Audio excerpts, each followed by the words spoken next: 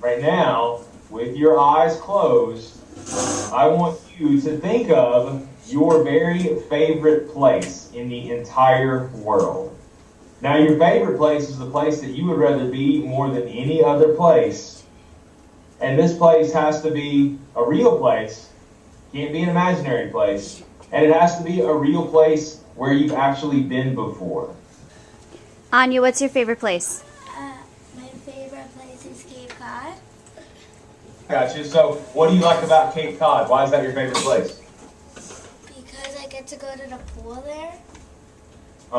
You get to go to places that you like. And when you go to Cape Cod, do you go by yourself or do you go with other people? I go with my mom and my sisters. Okay, so you go with your family. So your favorite place is a place where you can go to places that you like to go with people that you like to be with. Very good. Regardless of what your favorite place is, guys, what I've learned is we all choose our favorite places for some of the same reasons. Our favorite places are places where we go to be with people that we care about, to be with people that we love. Our favorite places are places where we go to relax and to have fun and to not have to worry about anything. Our favorite places are places where we know we're going to be safe and we can do whatever we want and not really have any cares. Now, those favorite places, regardless of where they are, those favorite places are your sanctuaries. Now, we all have sanctuaries. We all have those favorite places, and we know how important they are to us. And I work at an elephant sanctuary. When I use that word, sanctuary, I want you in your minds to just think back to remember how you feel when you're in your favorite place, because that's how we want the elephants that live with us to feel in their sanctuary. We want this to be their favorite place for all the same reasons that you guys like your favorite places. How many elephants are at the sanctuary? We have 10 elephants that are at the sanctuary. 10. Wow, they And get a lot of land there. Oh. And this is one of the elephants that lives here with us. This is an elephant named Flora. And these 3 elephants that you see on your screen, they're like cousins, sorta, in the big elephant family. Now, just like you and some of your cousins, these 3 elephant cousins look alike in some ways, and they look very different in some ways. And they like to do some of the same things, and they like to do very different things. And they live in very different places, in different parts of the world. But as you look at these 3 elephant species, you can see they look alike in a lot of ways, but they look different in a lot of ways as well. Can anyone spot one difference in any of these elephants just looking at this photo? How does one elephant not look like the others? One elephant has very long teeth, tusk. The other elephant has very short tusks. But now, that trunk is a really, really amazing tool that the elephants use really for everything that they do. She uses it as her nose. She uses it to smell. And elephants have a much better sense of smell than you and I do. Their sense of smell is about 5 times as good as our sense of smell is. So they use their trunk to smell. They also use it to pick up things. They use their trunk the same way that we would use our arm and our hand. And you can see this elephant's picked up a branch that she's putting in her mouth, so they use their trunks to feed themselves. They also use it to gather water. Now, a lot of people think that elephants can actually drink through their trunks the same way that we could drink through a straw, and that's not true. That's not correct. Elephants can't drink through their trunks any better than you and I could drink water through our nose. Now, how does this elephant look different than the elephant that we just saw? Doesn't have tusks. That's right. And this is where it gets a little bit tricky, guys. So bear with me. Both of these pictures that I've shown you, all these pictures have been of female elephants, of adult girl elephants, like women elephants, I guess. And so in the Asian elephant species, which we're looking at now, female elephants do not have tusks. But in the African savanna elephant species, female elephants do have tusks. So, as far as we know, these African forest elephants only live in the jungle in the middle of Africa, right where the equator cuts through the middle of the continent.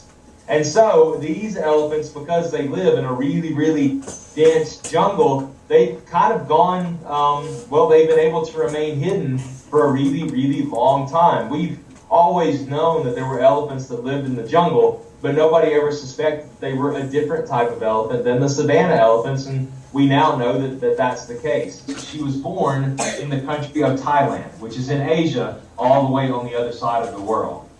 Now, the first 6 months of this elephant's life, she would have done normal elephant stuff. She would have been with her mother. She would have been with her older brothers and sisters. They would have been traveling, miles a day, finding food and water and resting and interacting with other elephants and living a natural elephant life. But when this elephant was about 6 months old, all that changed forever when people went into the forest where she lived and they caught her, they captured her, and lots of other elephant calves. And they put each elephant calf, including this one, in a big wooden box, big enough for an elephant to sort of stand up in. And then that big box went on a boat, and that boat sailed from Asia to the United States. And then a truck took that box with this baby elephant, and it brought this elephant to an amusement park in Texas, a place called Six Flags over Texas. You guys might have heard of Six Flags. And this little elephant, because she was going to be on display at a petting zoo at Six Flags, was given the name Sissy because it sounded sort of like six. So she was Sissy, the Six Flags elephant, right? And people paid money to buy tickets to come and see this elephant. She was an attraction. She was sort of a celebrity. She got people to come to this park. But as you can see in this photograph, this amusement park habitat, very, very different than the wild where she would have grown up. You can see she's under a roof. She's surrounded by these metal bars. You can see that she doesn't have very much space at all. This is an elephant that in the wild might walk several miles a day, and then here, she just has a few square feet. She has less room in this pen that you see here than you guys do in the classroom that you're in right now. So very, very different for this little elephant. But Sissy grew up. She started growing very quickly, and before long, she was way too big for the amusement park to take care of. So they sent her to live at a zoo nearby. And Sissy, the elephant, grew up at this zoo. And she had lots of people there that loved her and cared for her and wanted her to be happy. But again, she didn't have very much space. She, truly, the pen that she lived in was about the size of the room that you guys are in right now. So much, much smaller space than what she would have had in the wild. And even though she had people that cared for her and loved her and came to see her from miles around, she did not have another elephant. For 30 years, 30, for 30 years, Sissy the elephant lived at this zoo by herself, without another elephant. Now in the wild, an adult elephant like Sissy would always be with her herd. She would have not just one friend, lots of friends. And the community, the people that came to visit this zoo, found out that Sissy was being poorly treated, and they got really angry, and they demanded that Sissy retire.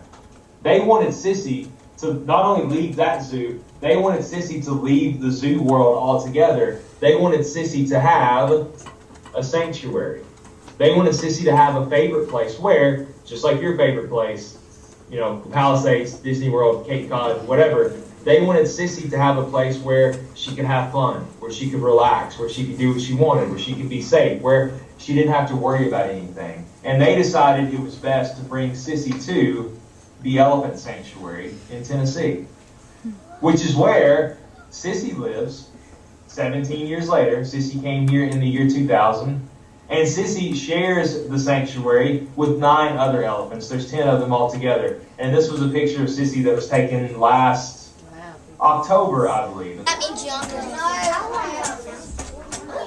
All right, guys, so the grocery store is about 4 miles away from your school. That's about how much space the elephants have here. So it's a really, really big spot. Now, this is an elephant. Do you guys think this is an African elephant or an Asian elephant?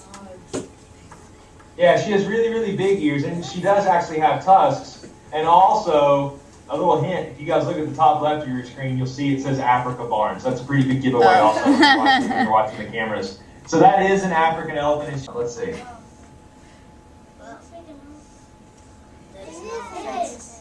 Yeah, so here is another elephant. And boys and girls, do you think this is an Asian elephant or an African elephant?